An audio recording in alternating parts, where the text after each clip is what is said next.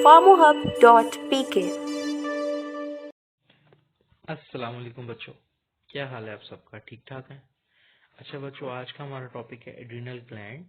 हमने 3 ग्लैंड्स पढ़ लिए थे, पिट्यूटरी, थायराइड और पैराथायरॉयड ग्लैंड।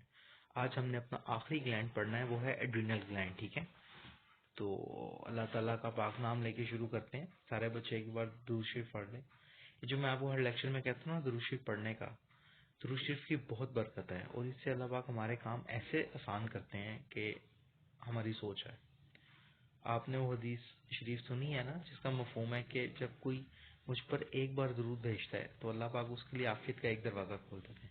तो अभी तक हमारे एनाटमी के 20 लेक्चर हो गए हैं, तो हमने 20 के 20 लेक्चर में हर लेक्चर में दुरूद पाक पढ़ा है।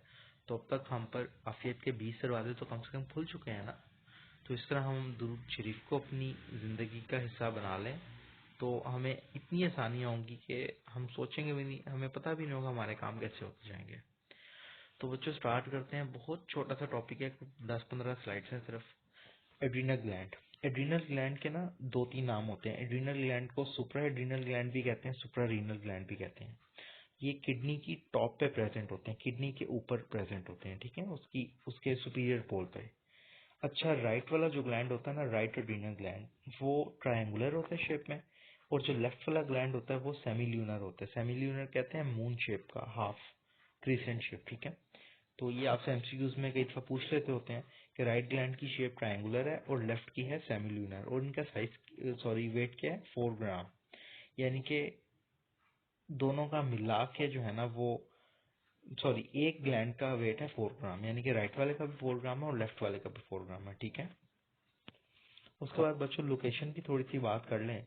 तो जो एड्रिनल ग्लैंड्स होते हैं ना, they are located in the posterior abdomen. क्योंकि जाहिर बात है, आपको पता है कि जो हमारी किडनीज हैं वो भी हमारी पोस्टीरियर एब्डोमेन में होती है ना, पोस्टीरियर एब्डोमिनल वॉल के साथ होती हैं, और किडनीज रिट्रोपेरिटोनियल होती हैं।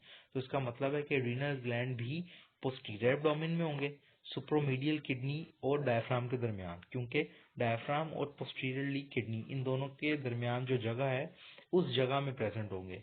चूंकि किडनी रिट्रोपेरिटोनियल है तो ये एड्रिनल ग्लैंड्स भी रिट्रोपेरिटोनियल होंगे। ठीक है, लेकिन जो पैराइटल पेरिटोनियम है ना, उसने इनको एंटीरियरली कवर किया होगा बस। अब हमने थायराइड ग्लैंड के अंदर पढ़ा था कि थायराइड और पैराथायराइड को एक फेशिया इनक्लोज करता है, जिसे कहते हैं प्रीट्रेकियल फेशिया। अब अगर हम किडनी की बात करें, एड्रिनल ग्लैंड की बात करें, तो यहाँ पे जो फेशिया होगा उसे कहेंगे पेरीनेफ्रिक फेशिया या रीनल फेशिया। इसने इनक्लोज करना है एड्रिनल ग्लैंड को और किडनी को। ठीक है, this fascia attaches the glands to the crura of the diaphragm. Diaphragm के जो क्रूरा है ना, क्रूरा आप ऐसे समझ लें, जो डायफ्राम के कोने हैं, उन कोनों के साथ ग्लैंड को अटैच करना किसका काम है, पेरीनेफ्रिक या रीनल फेशिया का। ठीक है, they are separated from the kidneys by the perirenal fat. अब ये एड्रिनल ग्लैंड किडनी के ऊपर होता है, लेकिन किडनी से सेपरेट हुआ होता है, क्योंकि एड्रिनल ग्लैंड और किडनी के दरमियान एक छोटी सी फैट की लेयर होती है, उसे कहते हैं पेरीरीनल फैट। उस पेरीरीनल फैट ने आपके एड्रिनल ग्लैंड को और आपकी किडनी को सेपरेट किया होता है। ठीक है, लेकिन एड्रिनल ग्लैंड और किडनी, इन दोनों को किसने इनक्लोज किया होता है, रीनल फेशिया या पेरीनेफ्रिक फेशिया। ठीक है, अब बच्चों ये टेबल आपने याद करना है इसकी लोकेशन के लिए कि राइट एड्रिनल ग्लैंड और लेफ्ट एड्रिनल ग्लैंड के एंटीरियरली क्या है, पोस्टीरियरली क्या है। तो अगर हम राइट एड्रिनल ग्लैंड की बात करें, हमें पता है कि right adrenal gland triangular shape में है, तो इसके एंटीरियरली इंफीरियर वेना केवा है और right lobe of the liver है। चूंकि राइट साइड है तो right lobe of the liver है। पोस्टीरियरली क्या है, right crus of the diaphragm, हर चीज राइट की है। ठीक है, लेफ्ट एड्रिनल ग्लैंड की बात करें तो लेफ्ट एड्रिनल ग्लैंड के एंटीरियरली हमारे पास स्टमक है, पेनक्रियाज है, स्प्लीन है। और पोस्टीरियरली बात करें तो चूंकि लेफ्ट साइड है तो लेफ्ट क्रस ऑफ डायफ्राम। ठीक हो गया। ये बच्चों देखें, आपके लिए बड़ी खूबसूरत डायग्राम मैंने ऐड किया है। अब मेरे साथ आप देखें राइट एड्रिनल ग्लैंड।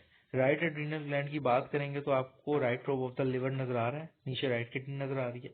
इसी तरह लेफ्ट एड्रिनल ग्लैंड की बात करेंगे तो लेफ्ट किडनी नजर आ रही है, स्प्लीन नजर आ रही है। ठीक है, अच्छा बच्चों, एड्रिनल ग्लैंड के ना 2 पार्ट्स होते हैं। एक को कहते हैं एड्रिनल कॉर्टेक्स, जो बाहर की तरफ होता है, और एक को कहते हैं एड्रिनल मेडल्ला, जो अंदर की तरफ होता है। जैसे हमने किडनी में पढ़ा था रीनल कॉर्टेक्स, रीनल मेडुला। तो कॉर्टेक्स, जहाँ पे भी कॉर्टेक्स का लफ्ज आएगा वो बेसिकली पेरिफेरी की बात हो रही होती है, और जहाँ पे मेडुला का मतलब लफ्ज आएगा उसका मतलब वो डीपर स्ट्रक्चर्स, इनर स्ट्रक्चर्स की बात हो रही है, ठीक है। तो जो एड्रिनल कॉर्टेक्स है ना, ये कहाँ से डिराइव होता है? डिराइव फ्रॉम एम्ब्रियोनिक मीजोडर्म, ठीक है। और जो एड्रिनल मेडुला है, it is derive from the ectodermal neural crest cells, ठीक है। तो ये दो लफ्ज आपने याद रखने हैं कि एड्रिनल कॉर्टेक्स कहाँ से आता है? एम्ब्रियोनिक मीजोडर्म से, और एड्रिनल मेडुला किधर से आता है? एक्टोडर्मल न्यूरल क्रेस्ट सेल से। दोनों हार्मोन्स प्रोड्यूस करते हैं, हम आगे जाके देखते हैं। अच्छा बच्चों, पहले हम एड्रिनल कॉर्टेक्स देखते हैं, ठीक है। बाद में हम देखेंगे एड्रिनल मेडुला। एड्रिनल कॉर्टेक्स को देखें तो एड्रिनल कॉर्टेक्स को हम फर्दर 3 जोन्स में डिवाइड करते हैं। उसका निमोनिक है GFR। क्या निमोनिक है? GFR। यानी कि एड्रिनल कॉर्टेक्स के 3 जोन्स होते हैं। एक होता है जोना ग्लोमेरुलोसा, एक होता है जोना फेसिकुलेटा, एक होता है जोना रेटिकुलरिस। GFR, इस निमोनिक से आप इसको याद रख सकते हैं। जो दो ग्लोमेरुलोसा है ना बच्चों, इस ग्लोमेरुलोसा का काम है मिनरलोकॉर्टिकॉइड्स सिक्रीट करना। फेसिकुलेटा का काम है ग्लूकोकॉर्टिकॉइड्स और एड्रिनल एंड्रोजन सिक्रीट करना। रेटिकुलरिस का काम है ग्लूकोकॉर्टिकॉइड्स और एड्रिनल एंड्रोजन सिक्रीट करना, बट इन स्मॉल क्वांटिटीज। बच्चों एक लफ्ज आपने बड़ा कॉमनली सुना होगा, स्टीरॉयड। स्टीरॉयड्स, डॉक्टरों ने स्टीरॉयड्स दे दी, डॉक्टरों ने स्टीरॉयड पे लगा दिया। आजकल हमारे यहाँ पे माशाल्लाह ऐसे ऐसे जिसको आप कहते हैं कि शानदार और हाईली क्वालिफाइड लोग होते हैं कि जिन्होंने कभी डॉक्टरी पढ़ी भी नहीं होती, लेकिन फिर भी वो आपको कह रहे होते हैं स्टीरॉयड्स ना खाना, स्टीरॉयड्स ना खाना। तो ये क्या लफ्ज है स्टीरॉयड्स? स्टीरॉयड बेसिकली हार्मोन्स होते हैं, ठीक है। हमने हार्मोन की क्लासिफिकेशन में पढ़ा था ना, स्टीरॉयड हार्मोन। ये जो हमारे पास एड्रिनल कॉर्टेक्स है ना, ये हमारे पास जो हार्मोन सिक्रीट करता है, that are basically steroids in nature. ये जो ग्लूकोकॉर्टिकॉइड, मिनरलोकॉर्टिकॉइड और एंड्रोजन हम पढ़ रहे हैं ना, ये हैं स्टीरॉयड हार्मोन्स।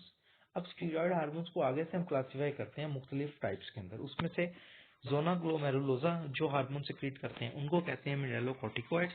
ये हमारी बॉडी में वाटर और मिनरल की जो है ना रेगुलेशन करवाते हैं, सॉल्ट्स की। उसके बाद जोना फेसिकुलेटा ग्लूकोकॉर्टिकॉइड्स सिक्रीट करते हैं। नाम से आपको पता चल रहा है कि ग्लूकोज की रेगुलेशन करवाएंगे ग्लूकोकॉर्टिकॉइड्स, ठीक है। और जोना रेटिकुलरिस ये भी ग्लूकोकॉर्टिकॉइड्स और एंड्रोजन्स, एंड्रोजन सेक्स हार्मोन्स होती हैं, ठीक है। तो आपको पता चल गया कि एड्रिनल कॉर्टेक्स के 3 जोन कौन से हैं और वो क्या क्या सिक्रीट करवाते हैं। अब हम थोड़ी सी अगर माइक्रोस्कोपिक डायग्राम देखें तो आपको ट्रांसफर सेक्शन में नजर आ रहा है, यानी कि मैंने आपके एड्रिनल ग्लैंड को पकड़ के सेंटर में से कट कर दिया। अब उसके दोनों फ्लैप्स उठा दिए। अब उस फ्लैप को उठा के अंदर देखेंगे ऊपर से, तो हमें सबसे पहले बाहर नजर आएगा capsule, then we will see cortex, and then we will see medulla. तो can you appreciate these 3 terms? अब माइक्रोस्कोपिक ये हमने देखा था ट्रांसफर सेक्शन जो आप अपनी नेकेड आई से देखते हैं। अब आप माइक्रोस्कोपिकली देखेंगे तो आपको सबसे बाहर नजर आएगा कैप्सूल, कैप्सूल के बाद कॉर्टेक्स। अब कॉर्टेक्स के 3 जोन्स कौन से हैं? Glomerulosa, fasciculata, reticularis. और फिर उसके बाद आपका मेडुला स्टार्ट हो जाता है, ठीक है। ये देखें कोड डायग्राम आपके लिए मैंने ऐड किया, capsule, glomerulosa, fasciculata, reticularis, medulla. तो ये इतना छोटा सा आपका था एड्रिनल कॉर्टेक्स। अब एड्रिनल मेडुला की बात करें तो adrenal medulla lies in the center of the gland and it is dark brown in color. It contains chromaffin cells which secrete catecholamines such as adrenaline, noradrenaline into the bloodstream in response to stress. ये जो आपका adrenal medulla है ना बच्चों, ये आपके adrenaline और nor adrenaline secrete करता है, जिसे आप एपिनेफ्रिन, नॉर एपिनेफ्रिन कहते हैं। ये बेसिकली इनको स्ट्रेस हार्मोन्स कहते हैं, कैटाकोलामीन्स होते हैं। हमने पढ़ा था स्टीरॉयड हार्मोन्स होते हैं, प्रोटीन हार्मोन्स होते हैं और अमाइन हार्मोन्स होते हैं।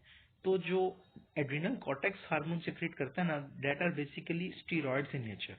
और जो एड्रिनल मेडुला सिक्रेट करता है that are basically amines in nature या कैटिकोलामाइंस इन नेचर, जिसके अंदर एड्रिनालिन आ जाता है, नॉर एड्रिनालिन आ जाता है।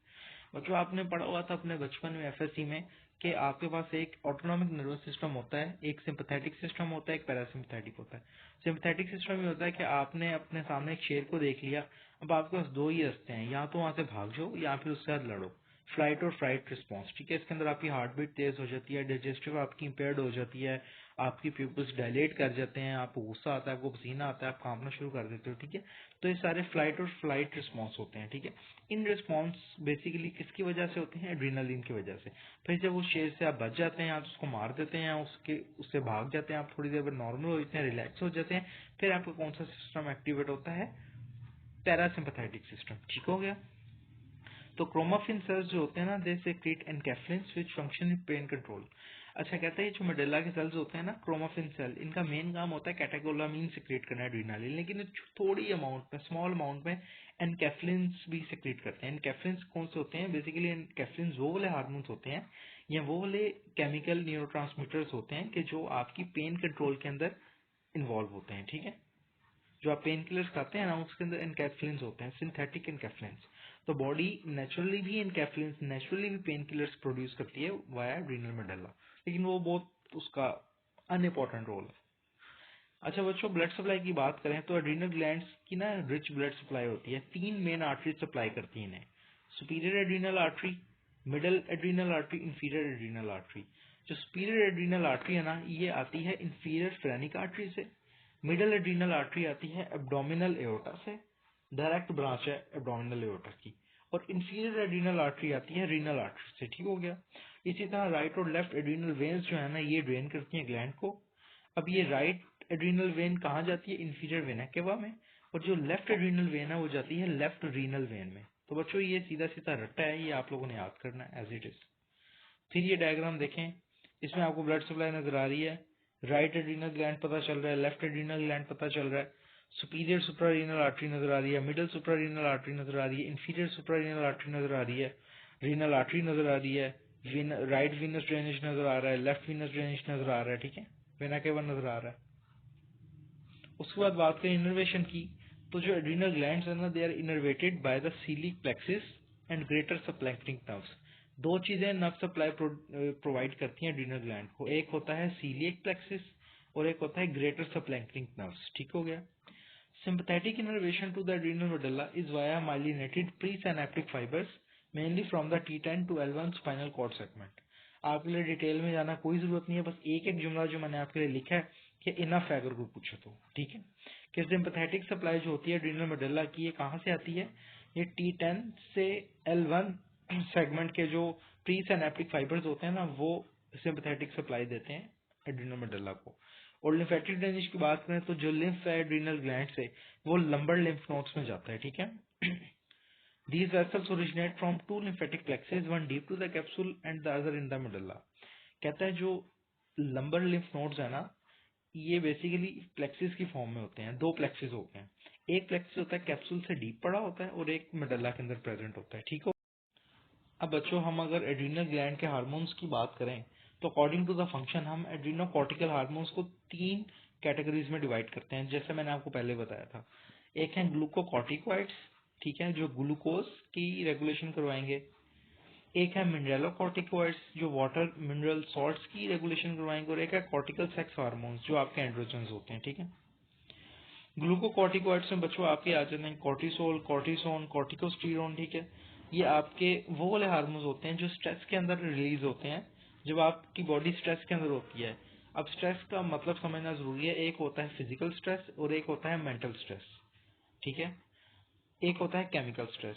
मेंटल स्ट्रेस ये है कि आपका कल पेपर है और आपको अल्लाह माफ करे आता कुछ नहीं है, यहाँ तो बहुत बड़ा मसला है, यहाँ तो आपने किसी के पैसे देने थे और वो आपके पीछे आ गया, अब आपके पास पैसे नहीं देने के लिए, या आपके बाजी ने कह के बेटा 10 मिनट के लिए मुझे अपना मोबाइल दो, इधर आगे बैठो।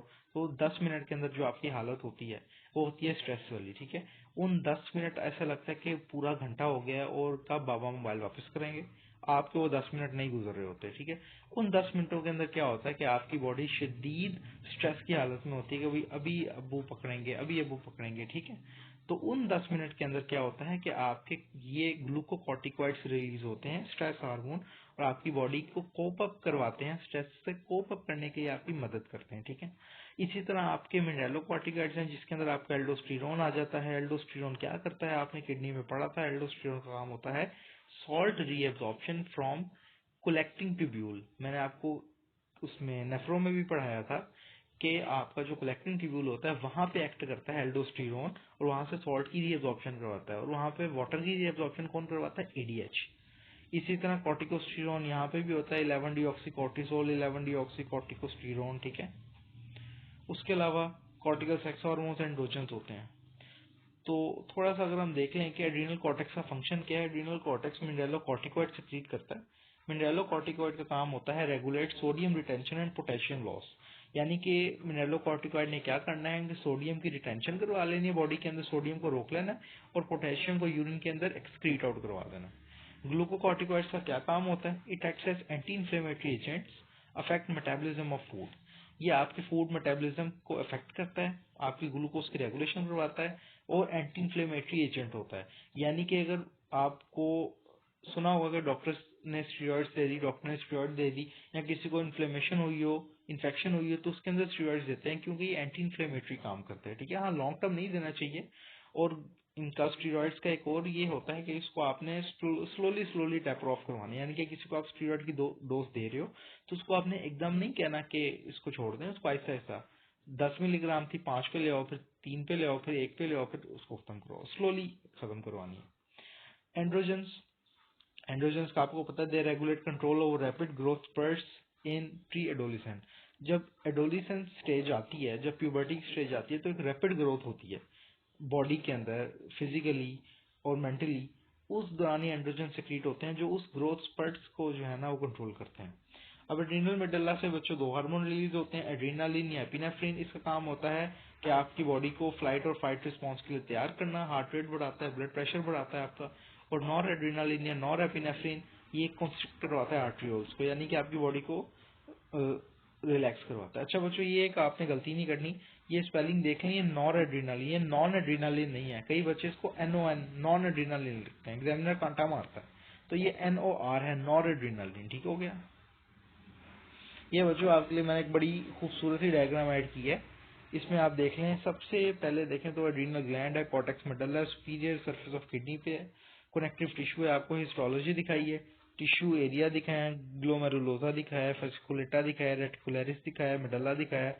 इनसे जो हार्मोन सेक्रीट होते हैं वो दिखाया है, उनका काम लिखा हुआ है, इसकी एग्जाम्पल लिखी हुई है। इसको आपने एक दफा पढ़ लेना, आपका रिवाइज हो जाएगा सारा। थोड़ी सी बच्चों हम हिस्टोलॉजी की बात करते हैं एड्रीनल ग्लैंड की।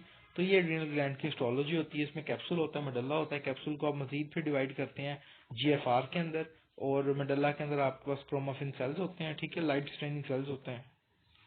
ये भी देखें, आपको नजर आ रहा है, सारे जोन नजर आ रहे हैं, कैप्सूल नजर आ रहा है, कॉर्टेक्स मेडुल्ला, सेंट्रल वेन नजर आ रही है, ठीक है। तो बच्चों ये आपका था छोटा सा टॉपिक। कोई भी अगर इशू है, कोई भी क्वेश्चन है, तो you people are always welcome. Allah हाफिज। For any queries, join us on our social media sites.